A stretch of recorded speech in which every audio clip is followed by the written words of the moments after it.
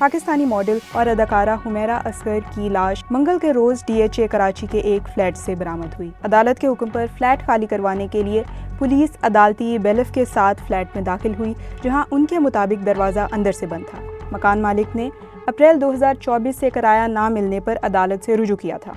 लाश के पोस्टमार्टम के बाद हुकाम की जानिब से कहा गया कि ये लाश कई दिन पुरानी थी और जिस्म के गलने सड़ने का अमल शुरू हो चुका था। पुलिस के मुताबिक इस मौत की असल वजह और वक्त का तयन मेडिकल रिपोर्ट के बाद ही मुमकिन हो सकेगा। ताहम शवाहिद से जाहिर होता है कि वो गुज़िश्ता साल अक्टूबर के बाद से किसी के साथ राब्ते में नहीं। SSP महरोज़ अली के मुताबिक तशद्दुद या किसी आले के शवाहिद नहीं मिले। 2 मोबाइल फ़ोन्स बरामद हुए जिनकी कॉल डेटा रिकॉर्डिंग्स हासिल की जा रही हैं। लाश के कई माह पुराने होने की मुमकिना सूरत में हमसायों की जानिब से किसी बदबू की शिकायत ना करने के हवाले से SSP महरोज़ अली का कहना था कि फ्लैट के सामने रहने वाले मकीन सितंबर से छुट्टियों पर गए थे और फरवरी में लौटे, जबकि लाश का ताफुन इब्तदाई दिनों में होता है। ये अरसा गुजर चुका था।